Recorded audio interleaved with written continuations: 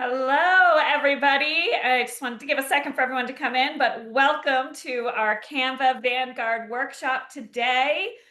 Thank you all for tuning in. You are here for the Actor as Marketer, a performer's POV on brand building, storytelling, and self-promotion. I'm Randy Kleiner. I'm the co-founder and CEO of SeriesFest, and I'm so excited to have you all join us. Just a little quick update on what will be happening this afternoon with us. After our intros and housekeeping, I'm going to bring out our incredible Vanguard for the day, Adam Shapiro, and we're going to engage in a very exciting chat, followed by a Canva demo with the amazing Canva expert, Brenda Cadman. And then we will have a Q&A and survey. So a few quick things. If you have a question for Adam, for the Canva team, for me at SeriesFest, there is a Q&A box at the bottom of your screen. Make sure to use it, post your questions, and we will get to as many as we can throughout the presentation and, of course, at the end. There is also a separate chat feature, so we encourage you to chat. If you could start even by just telling us where you're from and what is the guilty pleasure TV series you are watching right now. Not your favorite. I want to know the guilty pleasure you're watching. So as I mentioned, you're going to be hearing from a couple different people today, starting with myself, our Vanguard Adam Shapiro, our expert Brenda Cadman, and right now I'm going to introduce you to the incredible, wonderful Rebby Silverman, Global Brand Partnerships Lead at Canva. Hi, everyone. Thank you for the intro, Randy. I'm excited to see people's guilty pleasure TV shows, and it will make me feel better about rewatching all of the Housewives right now. But it's nice to see everyone. I know people will be trickling in, but we'll quickly dive into what we're going to be covering today.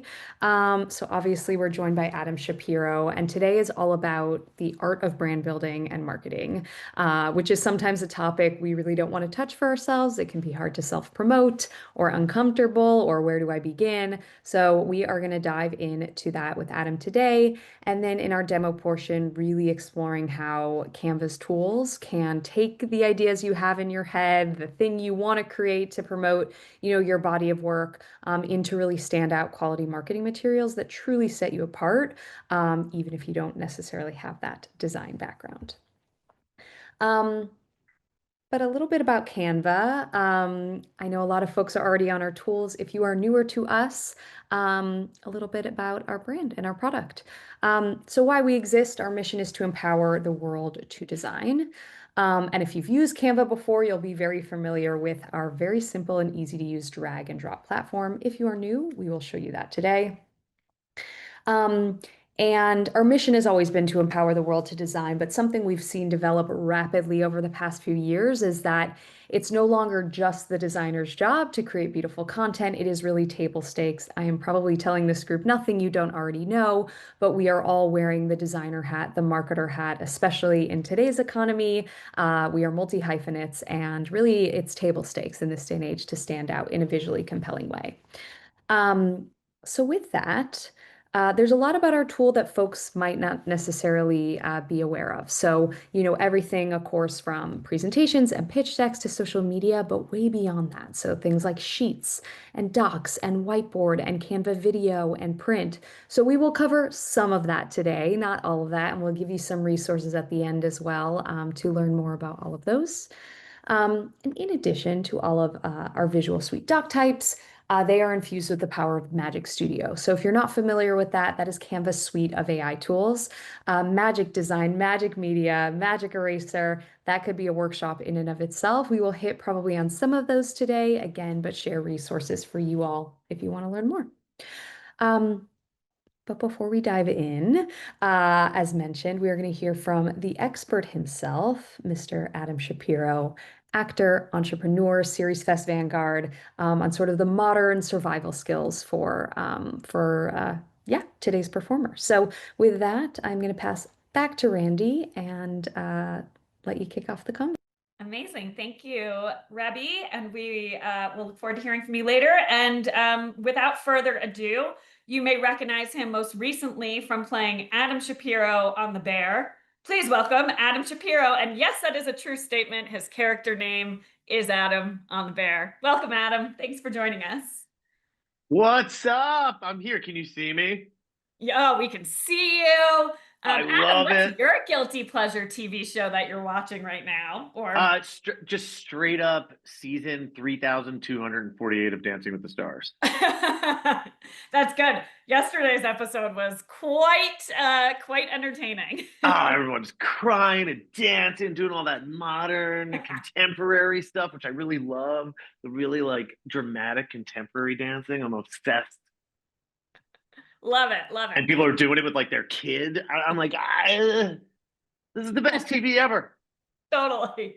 All right. Well, Adam, based on the conversation we had, I kind of structured this conversation based on three kind of key skills that you identified to kind of help sort of shape this conversation. So I'm going to jump right in with skill number one, and I really, really love this one, which was be your own Swiss Army knife. Absolutely. And I want to kind of start kind of way back because what people may not know about you is you are also an entrepreneur and you started this incredible theater company, IAMA Theatre. And I wanted you, and I remember when you were talking to me, it's like you were doing everything. You were Yeah. acting, running tech, designing posters. I believe you designed all of these posters. How did that kind of experience shape your mindset as an artist and kind of a multi-hyphenate today? Oh yeah. First of all, Randy, thank you so much for having me. Canva, thank you guys. This is the type of thing I really geek out around. So I'm so happy to be here. I think this is so cool. I Yeah, we started IAMA back in 2007, and it was just like 8 actors, and I was the only one who kind of knew my way around a computer. So all of a sudden, I was the guy doing every poster, all the graphic design, website design, all the marketing, any images that went out anywhere for I Am a Theater Company. And I learned Photoshop, and I learned Final Cut Pro and all these tools that really got us through. And then eventually technology caught up, and things like Canva came out, made it so much easier to be able to do this way quicker on the fly, using templates, using all of the things that Canva does to make it so easy. But yeah, I started doing this, and I didn't realize, then starting my soft pretzel company, Shappy Pretzel, which we'll get to, but how much doing all of the marketing and image work for IAMA was sort of like an education that it translated exactly to what I want to do for my acting career, what I want to do for all of my social media stuff, the Shappy Pretzel brand, all that. So it was a real education, and I'm still doing it, and I love it. A lot of it just started with like, all right, we have a photo of a production, but I want to make sure that that photo tells a story beyond just the canvas of that, the frame of that photo. I want to make sure that if someone's swiping on Instagram and they're flying through their feed, that they know not only is that a photo of me and somebody else in the play, but that we have our logo on there and it says I Am a Theater on the photo. And maybe it says something about the play, maybe the title of the play, or when the play is going up, or how you can get your tickets. And I started adding context to all of our imagery. And that's something that I remember a lot of people asking me, like, I have my logo, but I don't know how to like turn that logo a different color so that it shows up on the exact image that I have. Or, and I don't know how to make it smaller and put it at the corner of my thing. And when I first started, that was so hard to do. I mean, you really had to like get Adobe Photoshop and really like get into it and really know how to. Now it's like you got Canva, bam, pop the logo in there. You have your little suite there of all your branding things right there on the left. You just click on your logo and it's right there. So that's sort of that was like how my journey with graphic design and imagery and all that stuff began through IAMA. I mean, I think it's so incredible because you clearly embody this do-it-yourself spirit. And I think it's so incredibly important as an actor, as an entrepreneur. We all know that, I mean, even starting SeriesFest, we're still a small staff and we all have to wear many hats. And, you've been talking about that, how you had to, you were also an actor and running a company and starting a company and designing, posters and all the social media. And, where do what is your advice to kind of, whether you're a performer, entrepreneur, director, producer, like how important is it to kind of build your brand and Yeah, I think especially take when it you're an on? actor, like you're the half of being a Hollywood actor is the combination. I know so many really talented actors that are working that much in Hollywood, and I know some actors that are like not the best actors in the world, but they're so good at branding, you know.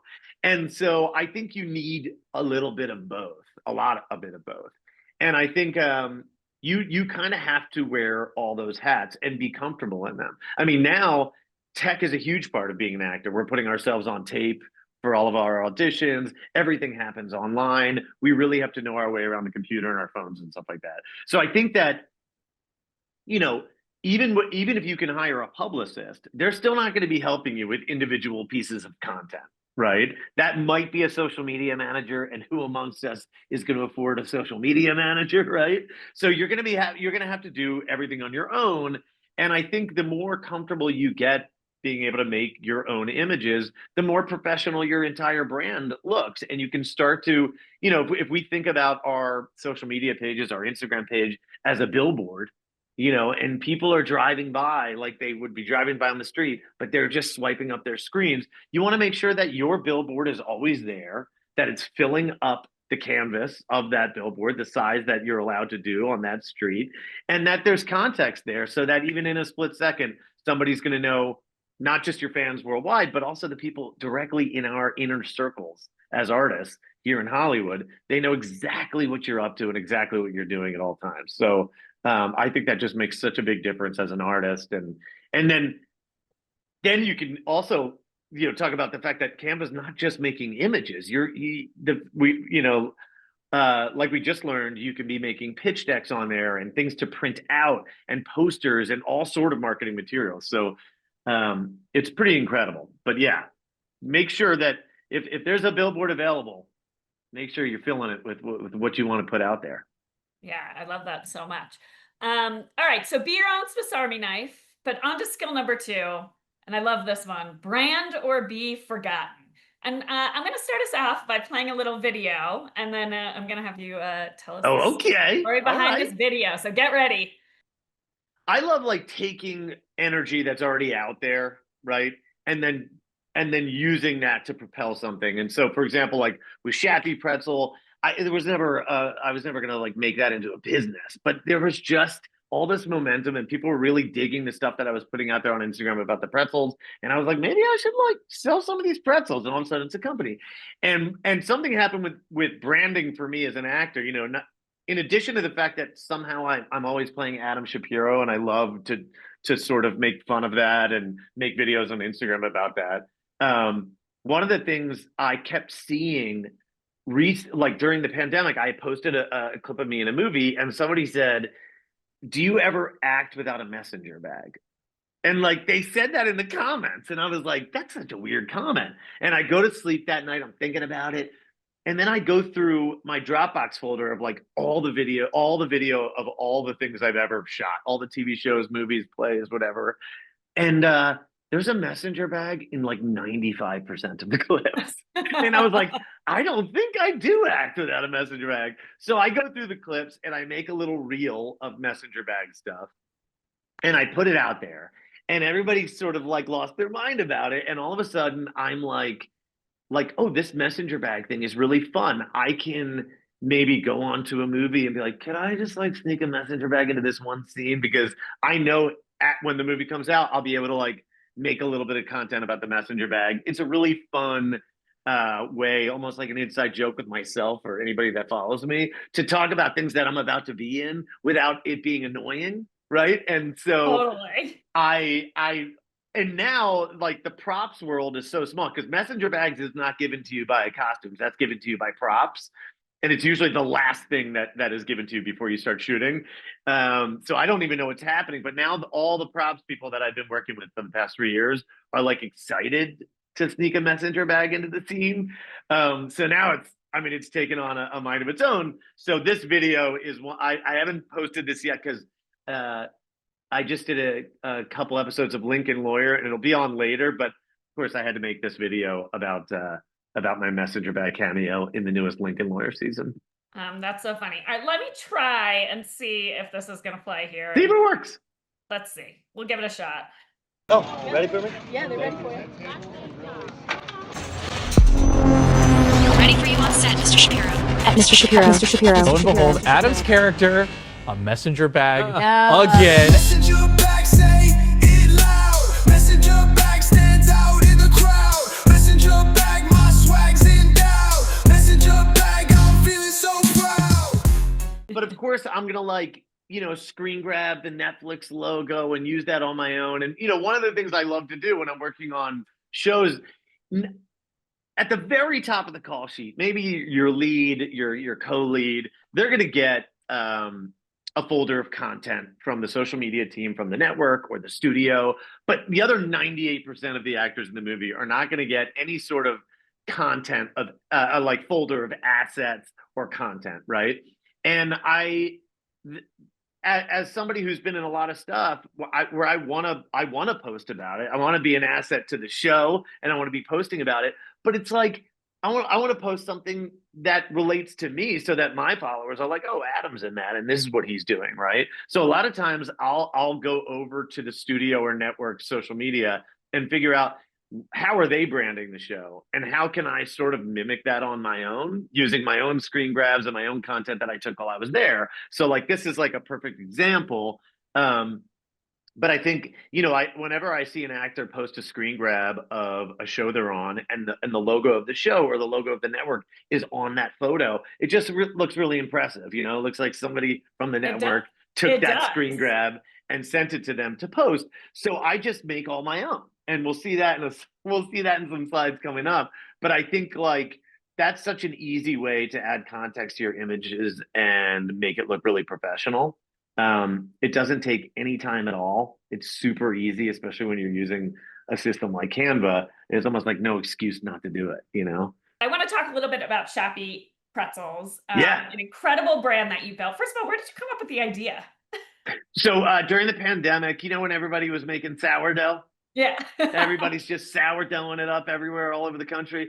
I was with my 2-year-old and my wife, Katie, was pregnant.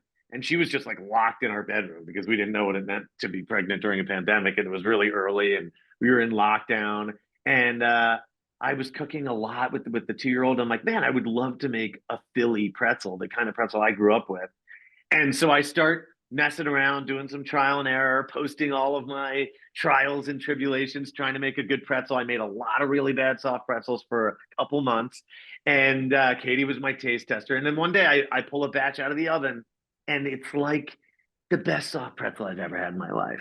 And right around this time, whenever Kelly Ripa goes on vacation, my wife, Katie, is like her substitute on the show. So she'll like host Kelly and Ryan, or I always call it Regis, even though it hasn't been on the show in like 20 years. But I do too. yeah, right. So Katie will be hosting Reg. And during lockdown, those shows were filmed in our living room, over Zoom, like kind of like this. And we were in our house and Seacrest was in his house. And one day over the host talk, he said, oh, what have you guys been doing during your lockdown, and with the baby? Katie's like, oh, my husband's just obsessed with trying to make a Philly soft pretzel. I jump on TV as one does when, a national television show is shooting live in your living room. And I'm like, yo, Seacrest, I'm bringing you some pretzels tomorrow. And I drop off some pretzels to him over his fence. He eats them on the air. He's like, everybody needs to buy Shappy's pretzels. Now, here's the thing. Before I dropped it off, I actually stopped at Staples to buy a bunch of like stickers that I could put one on the bag. And I didn't have a logo. So I just went on Canva, designed a quick logo, which is still my logo, that round logo that says Shappy Pretzel with the S in the middle. And I stuck it on a sticker and put it on the bag, just so the bag looked professional, so that he would eat the pretzels. Because it just sort of looked like a creepy bag without a logo on it. So he says everybody needs to buy Shappy's pretzels. I jump back on TV. I'm like, no, there's no Shappy's pretzels. It's just me and my 2-year-old. And it's like a lockdown. There's no company, And he's like, well, there should be. And, Seacrest says that. It's like all of a sudden I'm like the American Idol of pretzels. He has crowned me the Cat McPhee of pretzels. So as soon as they start interviewing the celebrity that day, I go into the kitchen and I get shappypretzel.com. I get the Shappy Pretzel Instagram. I make a one-page website that I just quickly mock up on Canva that says, yo, your mall's pretzel can go fuck itself, Shappy Pretzel. And if you clicked on that, you followed our Instagram, and the Instagram said, hey, we're not a real pretzel company, but if we ever become one, you'll be the first to know. And one thing leads to another. And people are all of a sudden lined up on my street and in my driveway and buying pretzels during the pandemic, during lockdown, when nothing else was really open. And 5 years later, we got ourselves a pretzel company. It's insane. And I do all of my marketing. You know, I created this thing called Pretzel Magazine there. You can see that, the bakery and the bear. I use Pretzel Magazine as a way to announce anything I want to announce for Shappy Pretzel. And I'm on the cover of Pretzel Magazine every month, right? Sort of like Oprah Magazine. But actually, there was one month I was not on the cover of Pretzel Magazine, right before I was about to break the record for most covers consecutively for Pretzel Magazine. And I was going to beat Rick Wetzel's record of 12 covers in a row. I pumped it up like I was going to break this record. And then the next one, I put Rick Wetzel on, and I was like, humbled by the goat again. You can't, you know what I mean? It's Rick. So, but I've been using this Pretzel Magazine, and I love it. And it's such a fun thing to just mock up and design. And, you know, for example, that Pretzel Magazine you're looking at right there was really just announcing that I was going to be on another season of The Bear. First of all, I have to give it a shout out to Tony out there, who says he ate 4 Shappy pretzels in one day. So thank you. Yes, Tony doesn't mess around when it comes to Shappy pretzels. It's unbelievable. Like he had it. All in. Tony, I know Tony knows a little something about creating pitch decks because he produces a lot of films up there in San Francisco, and he was down here in LA, and he ordered a bunch of Shappy pretzels, and I was like, I have to be the one to deliver these because we hadn't met in person. So that was really nice. It's so incredible to hear your stories because, like, you know, I watch a lot of Shark Tank, and the one thing they're always scared of is like food and beverage, or like you could never break into this market. But you do it from it's a pretzel. I mean, it's a delicious, believe me, they're very delicious. I think I ate 4 the other night when I was in LA.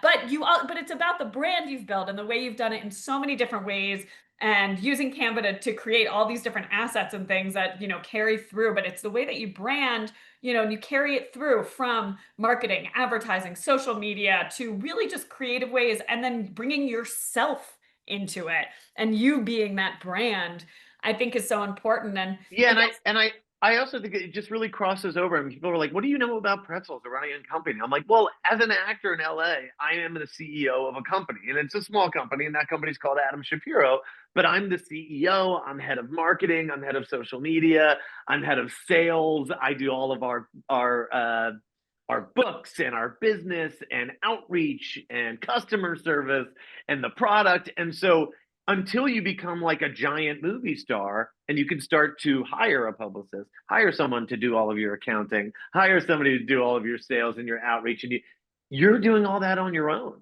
And so, you know, whenever I talk to actors or people in the industry that are like, you know, when I'm not working, I'm not sure what I can be doing all day, you know, and I'm like, well, there's a million things you could be doing if you're thinking about the fact that you are a CEO of a small company. And so when I started Shappy Pretzel or IAMA Theatre, like the pretzels just became the new play. right. Like it's all the same when it comes to how you market and how you run a business. Maybe the product changes a little bit. Maybe it's me on Monday and it's the pretzels on Tuesday, and then it's whatever play we're doing at IAMA on Wednesday. I just have to ask you, because you do so much, how do you balance the creative and the business sides of your career? And do those skills ever feed each other, or do they clash? For me, they feed each other. I mean, I'm the kind of actor that's like on set and I should be like thinking about, you know, my motivation in the scene or whatever. And I'm like creating a folder and filling it with that behind the scenes content, knowing that when this comes out, I want to be able to, you know, really take advantage of it and post a bunch of behind the scenes stuff. And, you know, so for me, it's all coming together. It's all almost like the same. So the balance doesn't feel like, oh, all right, now I need to stop being creative in this way and I need to start being creative in this way. I think it's the weird thing is it's all sort of meshed together. I mean, I would say like last week we did 450 pretzels for the 450th episode of Grey's Anatomy, and they had this like big event there. And I'm there somebody who was on Grey's Anatomy. I'm on there as a friend of Shondaland. I'm there catering the pretzels and handing them out and giving people mustard. And like, I'm wearing all these hats at this event, and I just felt like, and I'm also designing the bag that I wanted to say Grey's Anatomy Shappy Pretzel collab, and I'm designing the sign that I'm going to put on the cart, the pretzel cart, and the menu, and making it sort of a combination between me having been on Grey's and Shappy Pretzel having catered Grey's like for the past 5 years, and congratulating them on 450, and it was all just like a big soup of like all my different jobs, and I feel like that all kind of runs together in a cool way for me. I never really feel like it's a difficult balance. I think it all it's all creativity, and it's all heading towards the individual goals that I have for each of those companies. Well, I think I speak for most people. Thank you for feeding the good doctors of Gray Sloan Yeah. Hospital, and They're doing God's work over there, you know. All right, well, I want to make sure we have time here quickly for our skill number 3, which I love: harness your pocket-sized billboard.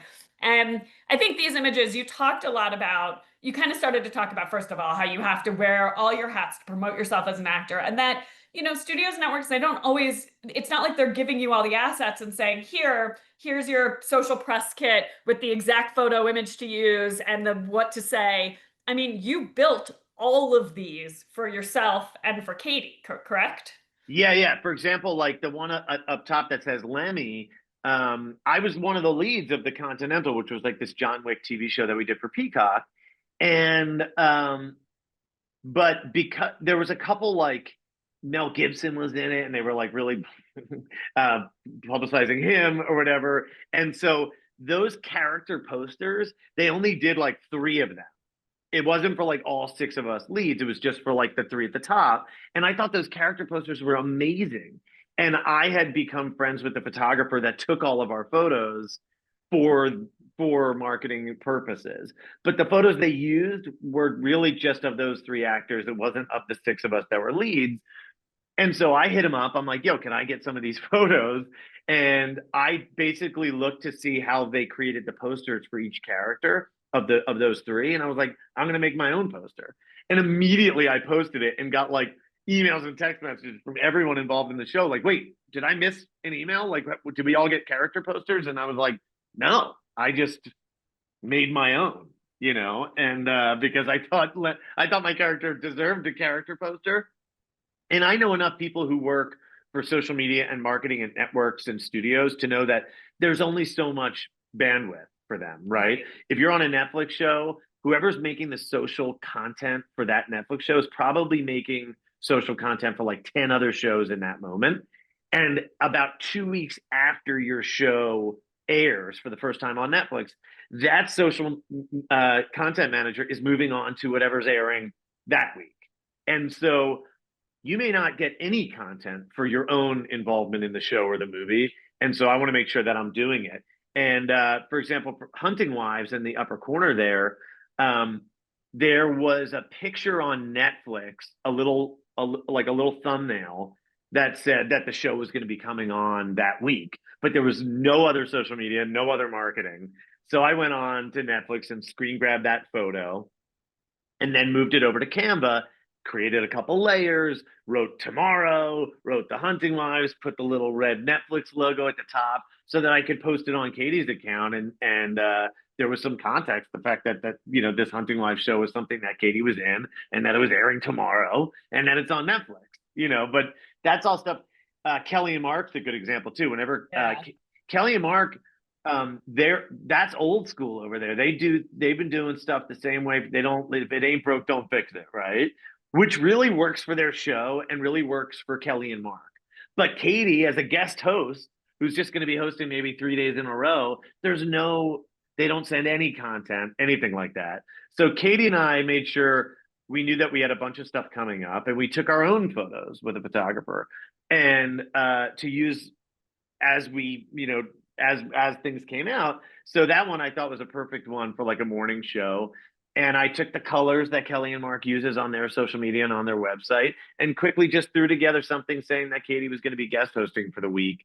And that was another time where I got a bunch of DMs from other people who have guest hosted, and they're like, "How did Katie get content? I have like nothing, just um, and the Bear's another example. Like that's just a screen grab I got as soon as the Bear came out on Hulu. The whole season dropped at midnight.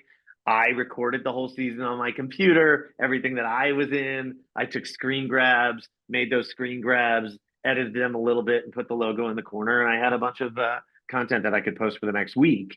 And then I could make some memes with it too. So like the one there with me and cousin, where I'm saying micro basil and he's saying micro basil. Fuck yeah.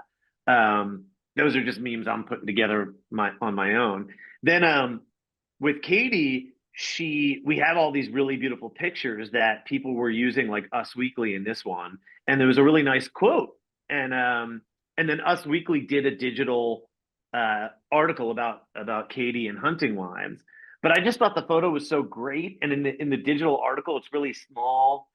And if you screen grab the article and put that on Instagram, it's not that compelling of an image. So I'm going to take the photo, put a little gradient on it, pull a quote out of the article that's really great, and put the Us Weekly logo up at the top. And now it looks like a really cool thing that that's the type of branding that basically every magazine does.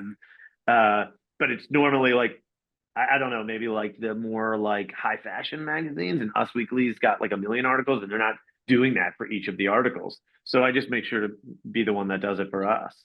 It's amazing because all of these things look so on brand. You created them, but I think even more importantly, the takeaway I see is that like, I see a lot of, whether you're an actor, director, producer, they'll just take whatever the main one still image, it probably doesn't have them on it, and say like, this, I'm in this tomorrow. I'm in this, and you have no idea. Yeah, there's no created a content. brand. I mean, you're using yourself as a brand, as an actor. And, when we go back to that story with the messenger bag, it led to you for other ideas, like with Shinola, right? And like, like I reached out to Shinola and I'm like, you guys have the best messenger bags in the world. Here's a bunch of videos I made about me and the messenger bags. There's some articles written about it. There was a whole news segment about the messenger bags. And I sent them like this suite of content. And they were like, "What? How can we be involved?" They sent me a bunch of product, and really beautiful bags and watches, and now I have like a messenger bag sponsor with Shinola, which like I could buy myself a messenger bag, but the content that comes from Shinola sponsoring me with the messenger bag is so much better than just buying a messenger bag. It just like adds to the story and the branding, and I think. For me, I think the biggest compliment is when I make things like that Us Weekly one, and then Us Weekly reposts it. It's like that's incredible. That's incredible. Like I make it so on brand with how they make their stuff. That's right. That even they're like, oh, I'm gonna post this. You know what I mean? And I just thought that was so cool. Even for when we were promoting this for Canva. We had such a good time putting together the video. And then Canva got to post that on their site. I just thought that was so cool. Absolutely. Absolutely. Well, I think we should get into a little bit about maybe how you actually create these assets. That's what the people want. They don't want to hear from me anymore. They want to hear from the experts.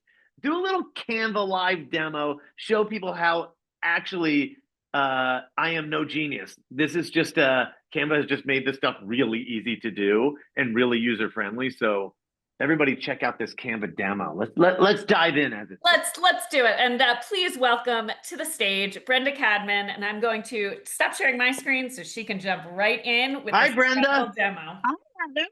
And I hope you're going to stick around because I know you are a really active user of this platform, which is wonderful because I can show how to use it, but you can actually talk about how to utilize it within the kinds of materials that other actors are going to need to create. So I will do my best to share my screen here, and if you can confirm whether you can see that.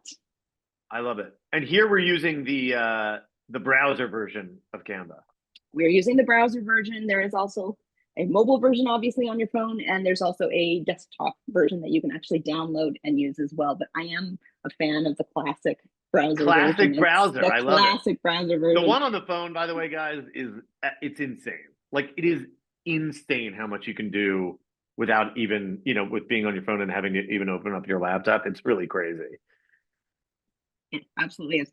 And one of the things I do see a lot is this idea, and you talked about this earlier about you are the phrase was you are a CEO of a small company. And I do see this happen where a lot of people think the branding is only for businesses, but really Yeah. everything in the entertainment industry, really, including you, is marketing. So you do need to have a strong personal brand to stand out. So I want to shift gears a little bit and show you how you can use Canva to create your own visual brand if you don't already have a brand kit yet. Canva actually has a ton of templates that you can use as a jumping off point. In a bit, I'll show you some of the entertainment industry templates that you can start with for your social posts and other marketing materials. But a lot of folks don't know that you can also search for brand kit related templates. Which is awesome. To create a logo, which you did for Shappy Pretzel, but also to establish colors and fonts if you're feeling a little overwhelmed. So we're going to start on the templates page here, which you can find from your homepage. Just come on down here to your left-hand navigation, click on templates, and you're going to have this wide world of templates available to you. So if we start by searching for a logo, you're going to find logo templates. You're going to find so many logo templates. And you can also filter down by category and style if you want to simplify a little bit. And actually, you'll find, if you don't see it there, you can click on this little filter option here. And category actually is going to have, you can search categories here. You may see slightly different variations. I know there's some changes rolling out in Canva's interface right now. So, your interface might be slightly different, but you should be able to find your way to the logo templates. And then you can scroll through and you can find something that works for you. I do want to mention right from the outset that there are trademark guidelines to be aware of, and Canva has this section on there. If you just search on Canva logo licensing, it's really good to be aware of. There's so much there that you can choose from to start with, but you do need to be aware that you're not going to be able to trademark it if you're using anything from Canva's Elements library. If your logo is made up of just fonts, shapes and lines, basic shapes and lines, or your own graphics that you have licensing for that you've uploaded, then you're good to go. You can trademark that. But if you've used like a really cool little icon or illustration from Canva's library, you're not going to be able to trademark that because everybody who has Canva has access to those same images. So just something to keep in mind. But it's a great way to create some sort of starter logo if you're not worried about trademarking it down the road, just to create some sort of consistent visual brand that you can carry across all of your marketing materials. So I just like to highlight that at the outset because sometimes people feel a little caught off guard when they don't realize that later on. So this is a great place to start if you're looking for a logo. But what I really like is if you search for brand board, you will find a world of inspiration. If you This is amazing. I know, it's crazy. Look at all these results. You're going to be able to find something that, if you're coming into it, maybe I can figure out a simple logo just with my name. I don't know what colors and fonts to use. If you want inspiration, here's your inspiration. You can start with something, you can modify it, you can, there's just no shortage of options here. We're going to start one. I'm going to show you how you can actually start modifying it for your own needs. So this is one of the options on that page. So when you this is so cool too, because when we started the theater company, one of the things that stressed me out so much was like I felt like I was the only person in the company that could really pull off our posts and our marketing because I wanted it to be consistent. And I felt like, well, the rest of my team doesn't use the same tools as me. They don't know what fonts to use. They don't have the right logos. Something like this that you could create here, drag into your brand kit on the we're gonna look at which you'll go into. Too, it's amazing that I could then share that with my team, and everything's going to be consistent. Everybody has all of the tools and images and colors and text. It's awesome. Absolutely, and you'll see that this template is a cosmetics example. It has nothing to do with your industry, but you can customize anything. So don't worry about what's there. It's a placeholder. It's open for you to change. So in this case, I could just select this and I could start, changing the text to whatever I want it to be. I can change I could change the fonts. I can remove other components from it. Let's say I didn't want to have that part there. I could select it and delete it. You'll see there's different variations of logos here as well. And in the interest of time, I went ahead and did some customizing already. And we now have a fictional horror productions company here. I just changed the text. I adjusted the curve on this to fit it. It took me minutes to do, quite honestly. And then you can see there's just like a simple little kind of, you could use that as a favicon on a website, for example, or just Like a really brand small, mark. or a profile picture. Nice, fits into a nice square space. And then there's all these colors here. If I like most of them and I want to change one, that's your prerogative. You can do whatever you need to do, but it gives you a really good place to start potentially if you just need some inspiration. And then when you have your logos done, you've got your colors that you've selected, Canva has this wonderful brand kit feature. If you're on Canva Pro, you can create up to 1,000 brand kits. I don't think you're going to need that many. I don't think Adam has quite that many businesses, but it's nice to be able to. I've got 4. I got 4 Yeah. kits. You got 4. Yet. Yeah. Sky's the limit. But you can have as many as you need here, which is great, so that you can keep them all separate and easily access them within the editor, which I'll show you in a second. So I did start a brand kit for Aura. You can see I've pulled in those logos. We're going to talk about the logos a bit more in a moment because I want to share some best practices with you if you are using Canva to create your logo.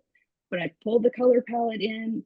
I pulled that font in for the title, subtitle, and the body copy. You don't have to set all of these. You just set what you need. I pulled in some, complementary images in those color palettes. Again, use what works for you, skip what doesn't. But it's great because if you are working on a design and you want to easily, quickly access those precise colors and the specific fonts without having to hunt them down every time, this is going to be a massive time saver. And Adam, like you were saying, it ensures that everybody is using the same suite of kind of graphical elements, and then you're not having to chase each other down for it. Yeah, the other day I was on ChatGPT and I was making a Shappy Pretzel post, and I just said to ChatGPT, "Here's what I want to do on Canva." It created the Canva. It's got a connection to Canva, and then it said, "Okay, as far as color scheme, do you want to use the Shappy Pretzel brand kit?" So like, because I had already created the brand kit, even ChatGPT knew what the logos, the colors, and everything I wanted to use. So the Canva project that it started for me, that then I was able to go over to my Canva and start to edit, was already completely branded the way that I wanted it to be. It was unbelievable. That just blew my mind. Yeah, I know. It's a really incredible integration. Canva is very much on the forefront of integrating AI into design. It's I think it's really been a focal point for them, and it's fun to see, especially in things like Magic Studio. And I know Rebby mentioned the wide range of Magic Studio tools that are available. I'll show you a couple of them today. It is a topic unto itself, but we'll touch on a couple of them. But this is actually a good place to just actually, before we get to the templates, let's take a look at the logo again. I pulled that logo, I copied it out of the that brand board, and I put it into its own design, and I just resized it a little bit, and I turned it black here. So now I could download it from the share options, but it's really important to make sure that when you're downloading, if you do create a logo in Canva, that you're downloading it as a transparent image. If you download it as a JPEG, you're going to get a white box behind it. So this is not what we want on the right side here. We don't want a white box behind our logo. We want it to be able to blend seamlessly into whatever gorgeous social graphics you are creating. So make sure that if you are creating your logo in Canva, download it as with a transparent background, and you'll find that when you go to download it, you're going to be choosing either a PNG file or an SVG. Now, SVG is great because if you re-upload that downloaded logo into your Canva account, you're going to be able to easily change the color of your logo on the fly if you need to. But a PNG file works fine as well. Just make sure you're checking off this transparent background. And then when you download it, it is going to give you this effect with the transparency rather than the white box. And then you'll also notice that I did a couple of variations. I did one here. I kept one with the little productions. You could also keep one where you remove it. So if you have a tagline on it, You could do one with and one without. And then if you look back at that brand kit, you'll see that I've got both versions there. It's just that simple black and white version with a transparent background. If you already have a logo though, if you're looking at this thinking, okay, I don't need to create this in Canva, I already have a logo, but I only have that one with a white background. What do? I want that transparency. Here's a lovely little use of AI in Canva. If you select it, you're going to see in this floating toolbar this background remover option. And if we click on that, Canva is going to do its magic, and it's basically going to replicate that transparency that we're looking for. So you can remove backgrounds on photos if you're wanting to have more flexibility in the social graphics that you're creating, but you can also use it in simple situations like this with your logos. I probably use background remover at least once a day, like in designing. And I saw somebody earlier today who is proficient in the Adobe suite saying that they use Canva for their background remover because it is so much faster to open up and it's so effective. I mean, I remember like when I first started using Photoshop to design stuff, you actually had to cut around the letters and remove whatever was. Now it's like snap, backgrounds removed, ready to go. Yep, absolutely. All right, so let's actually jump into applying this a little bit. I think it was the third kind of topic you were talking about is the idea of harnessing a pocket-sized billboard. So let's actually create a social post and let's show how to carry that visual brand that you've created into that social post. There is a huge template library on Canva, as we kind of saw already just with the brand board templates.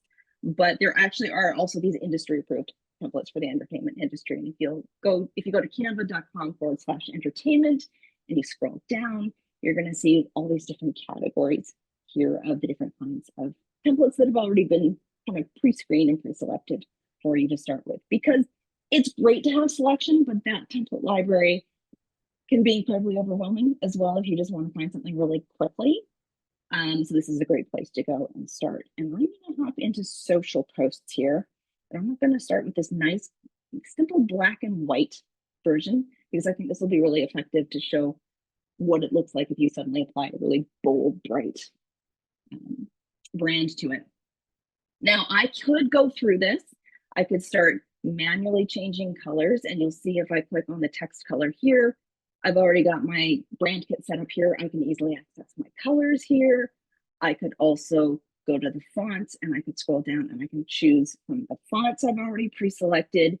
And if you like to have manual control over that and you're kind of a control freak about branding and how it's applied, a little bit like me, then you can do that manually. But there is a tool here in the design tab under style that is going to allow you a bit of a shortcut to do this more quickly and at least give you more of a starting point if you're not sure how to apply it. So we'll come to brand fonts in a moment, but if I click on the brand color palette and you just keep clicking on it, it's just going to start pulling in variations of that brand kit. Oh, so maybe I like this one. This is so good. Bold. And then I can also start changing the fonts. You can see how when you apply your own brand fonts, you may need to start tweaking things because font sizing is going to be different depending on the font. But maybe I change this to caps and maybe I just, resize it down a little bit. Oops. We're not going to worry too much about the specifics of the layout. I tend to get a little finicky. You can be as finicky as you want, but that's a rabbit hole that you can spend a lot of time going down. So just be aware. But then, of course, this is not the photo that I want to use. So I can go to my brand area here on the left-hand object panel. Here's my brand kit again. And here's those photos that I uploaded into my brand kit. So maybe I just want to pull, I don't know, these flamingos in here. And then maybe, if I didn't want those names on here, I could select them, I could delete them. You're able to add, delete, modify any of the elements that are in the initial social post. So we're not going to get too precious about the details on how it's laid out right now. But what I do want to show you is we're going to go back and look at a logo again for a second, because remember that logo that I created, how it is black, which is fine. Doesn't really go with this. Maybe I want it to be white. And I think it's really important to have variations of your logo to use in different circumstances. And you often will need to have maybe just a white version of it. Now, in this case, because I uploaded it as an SVG, remember I said that you can change the color easily. I could change it easily to white from here. But if you are not in that position, maybe you have a version of your logo that's not in that format. There's a handy little tool hiding under the edit feature. If you scroll down to effects and click on duotone, you could choose, honestly, you could choose any of these to start with. I'll just choose custom. We're going to change the highlights to white, and we're going to change the shadows to white. And literally in seconds, you have a white version of your logo. So if you have a dark background and you only have a dark version of your logo, that's how you can easily get that to ensure that you have that contrast. So handy little thing to be aware of. And then just to kind of wrap things up, I do want to show you how you can repurpose this into a reel, because the reality is that video does not need to be complicated on social. If you already have a video that you want to use, you can easily upload that into Canva, add a little text, add a logo, and boom, you've got something you can move ahead with. But you can also repurpose some of your static content into an animated format, and it's really, really quick to do. So here's one of those Magic Studio features that we talked about. There is Magic Resize. We're going to resize this into a reel. Now, I've already used the reel format, so it's popping it up here. But if you're looking for a particular kind of size that you want to resize to and you don't see it, you can actually just, the easiest thing is probably just to search for it. I'm going to select that. I'm going to say copy and resize. It's going to take a second. We're going to now open the mobile video. We're going to need to adjust the components a little bit to get it looking the way that we want. So maybe I want to highlight all of these items here. Actually, you know what? We're going to move the names down. This is where you get to have a little fun with moving things down. You can resize it so it's a little bit bigger if you want. Like I said, spend as much or as little time as you want getting things looking the way that you want. And then once you've got your visual elements, again, this would need some adjustments, but I'm not going to bore you with that. But the easiest way to add some animation, click the background of your design. And then here's another little magic feature to be aware of. If you click on animate, you're going to see an option to animate the entire design. You're going to see a magic animate option. I'm going to click on that, and it's going to evaluate a little bit the components that are in here, and it's going to recommend a style. Now, it's going to give you alternative styles that you can choose from as well. If you don't like this one, I'm just going to go with the recommended one. You can see how it's animating all those different components. Now, you can actually animate each component individually. You can set element timing, so it comes in exactly how you want, when you want. But again, if you want to do this really quickly, that magic animate option is a great one to choose. And if I go into preview, you'll see how it's showing just everything appearing a little bit at a time there. And I think that's, actually, if you want to add a little extra oomph to it, you don't just have to have the animation, you could add audio as well. So if I take this back into page thumbnail mode, you're going to see that we've got this video editing timeline here, and you're going to see it says add audio. You could add your own audio, or Canva has a really robust audio library within their elements that you can choose from. You can search on audio by, let's say I want happy. Let's say I feel like I want ukulele music. I can find ukulele music. I could find whatever whatever would suit the tone of the reel I'm trying to create. And then I could drag that into the timeline. And suddenly you have a reel not only with some animation visually, but also some music playing as well. I also think that would make a pretty compelling reel, The Abyss of Deceptions, with that happy ukulele music. You've got my interest peaked. That's a movie I would in on that if you decide to proceed with that idea. Yeah, that juxtaposition between the name of the thing and the ukulele, I'm like, I want to see that movie. And the flamingos. That's my interest is peaked. And then finally, the last step obviously is if you've got a social post or a reel, you got to get it out of Canva and actually get it into your own marketing channels. So you can either download it to your computer by going to the share options and choosing, in this case, a reel, you would be downloading an MP4. If it was a static social post like we have here, you're going to download it probably as, a PNG file. But Canva also has the option to, if we go to see all, you're going to see that you can also share through social. You can connect your Canva account directly to your social platforms if you want to be able to do it from there. Or better yet, if you head to your homepage, click on the 3 dots under more, Canva also has a content planner that you can connect to your social platforms as well and pre-schedule that content rather than just posting it on the fly. And that's, we'll wrap it up there. That's barely scratching the surface really of what can be done, but it is hopefully providing a little bit of inspiration on how you can get started yourself. Brenda, Yes, thank that is you. good stuff. I don't think people realize that there's like a full-on video editing, like I mean, it's amazing how much that you could do both in the same app. It's awesome. I think I'm so used to popping out it's of a remarkable the tool. design app to do video and having to use 2 different things. So cool. I just have to say, from a SeriesFest perspective too, that brand kit, like literally, I feel like changed our team's lives, especially for us. Every festival that we do in May, we have a whole different theme and design that we do.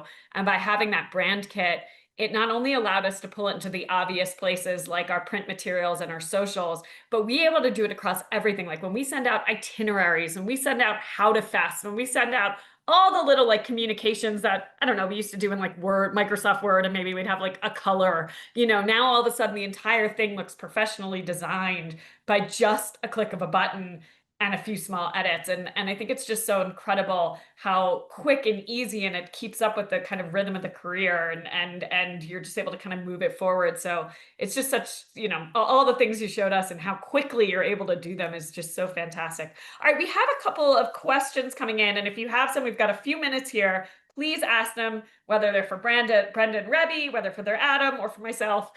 Come in here. Quickly, our favorite question of all. This is being recorded, and we will share this presentation out after, as well as post it. So you will get an email from us early next week with a recording of this, so you can go back and rewatch the amazing demo and work it through yourself. This is a great question from the person whose name is anonymous. How do you balance efficiency and originality when using Canva's ready-made tools and AI features?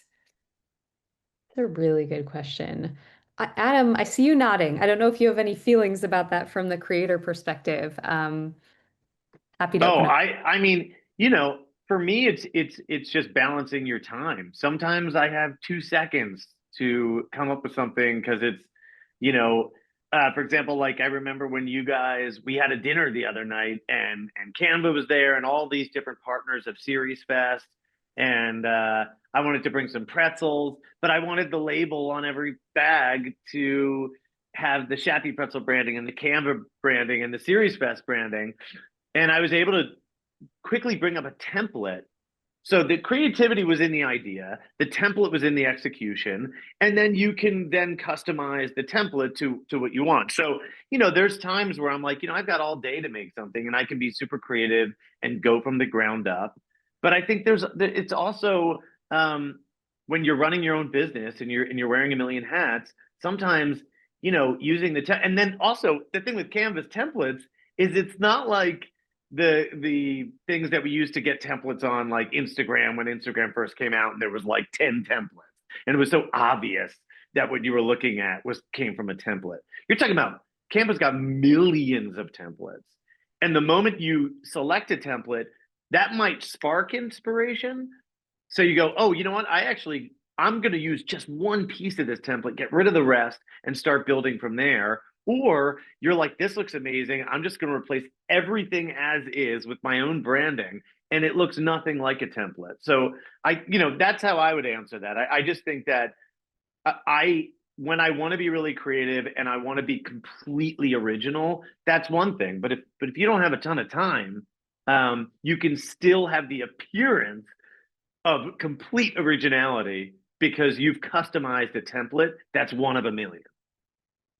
Totally. And I think you can bring in like again at SeriesFest when we use it, we bring in images or photos or things that we also have access to that, aren't, and it's just it's one quick switch and all of a sudden it takes a template and it feels brand new. And Yep. we did one small thing to it and then utilized, all of those Canva tools to just quickly make it look unique very quickly. Yeah, I made a Halloween poster for Shappy Pretzel yesterday, and then I used the animate feature to create the animation. And there's several slides in it. And once I made it completely Shappy Pretzelified, and I took a custom Shappy Pretzel Halloween song that I made with a musician friend of mine, I uploaded that into the content, and I used that song, and all of a sudden, is like a custom song is playing over the animated graphic. You can't get more original than that. But I didn't make much changes to the template. I mean, what makes a Shappy Pretzel spooky, Adam? Like cinnamon and sugar. Shappy Pretzel is scary good. I think that's what makes Shappy Pretzel so scary. I think for a lot of people who enjoy like bullshit soft pretzels from, terrible soft pretzels, I think it is scary to have a Shappy Pretzel and go, oh, there was life before Shappy Pretzel and there's life now after, and it's ruined all other soft pretzels for me. And now I can only have this one that I love a lot. I think that is scary. I mean, that's how I felt when I was getting married. I was just like, wow, am I really committing to Katie? And is it just going to be me and her the rest of it? It's scary, It's scary when you find the thing that you love the most and you realize it's never going to get any better than that. It's scary. Happy Halloween, everybody. That was the sweetest answer I've ever heard. But now we're going to go on to, we got a couple more questions. Actually, before we go next one, I was just going to piggyback with one more thing about the AI tools. I think it's a personal comfort thing.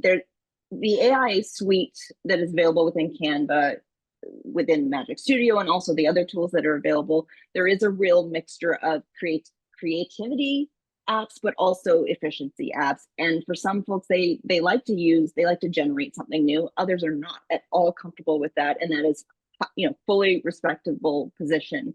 And in that case, maybe just using the tools in Canva that are meant to save time, like Magic Resize and background remover and some of these other features that actually help you do something faster, but it's not creating new content. It's just supporting what you're already creating yourself. I think there's a real balance that can be found. Use what works for you personally and leave the rest.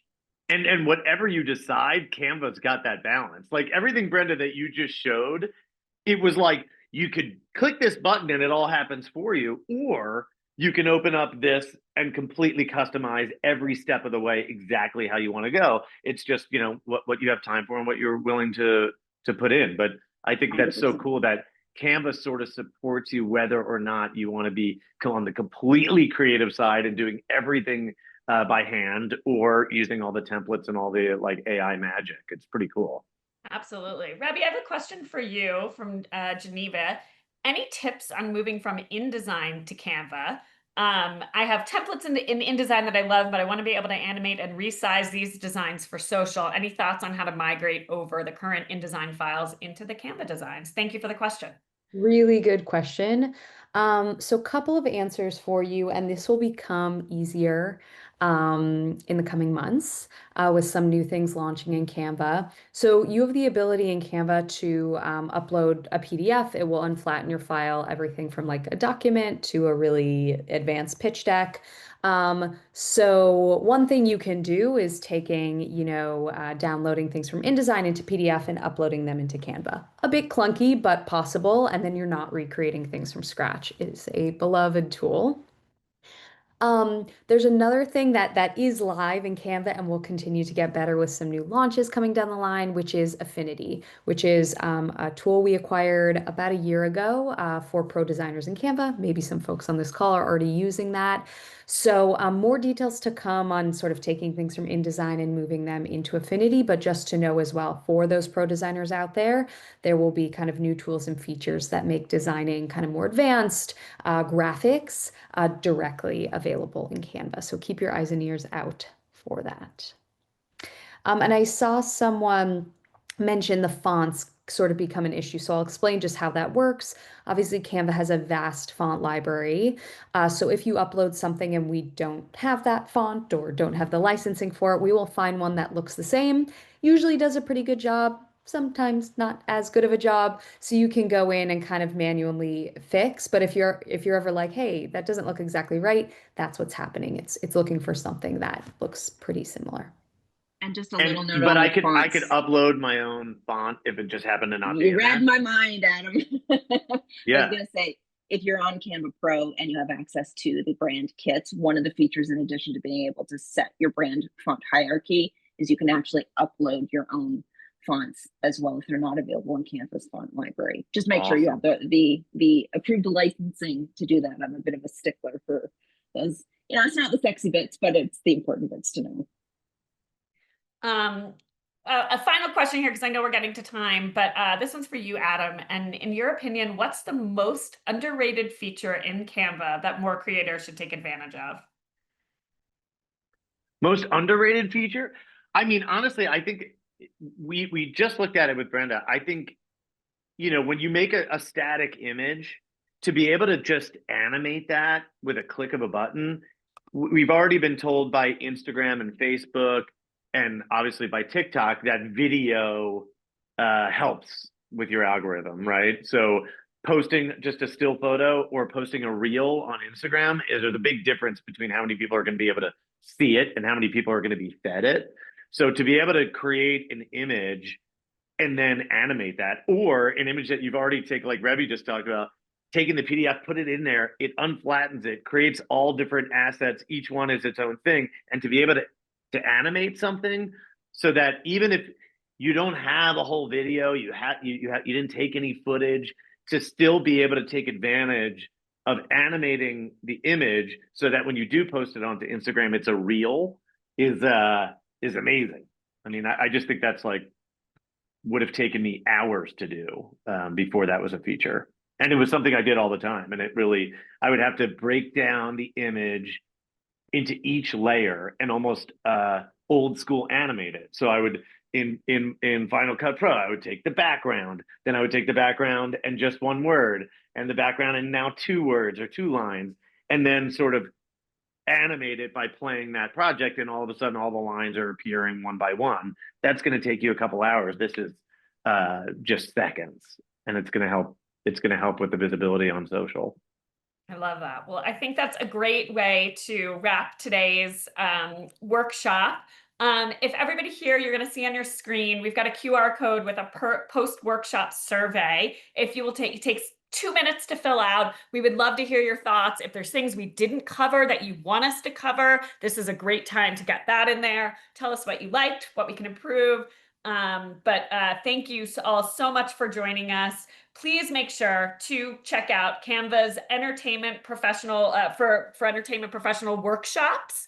These workshops are incredible. They're free. They're on demand. Somebody, I think, even asked a question, are there tutorials? Are there things? There's so many different ones, and they're launching more and more over the next month. So keep going back, because you'll find more and more tutorials. They're really helpful. There's some new features and things and coming out in the next month that I know I'm really excited about, maybe some around video. So keep an eye out.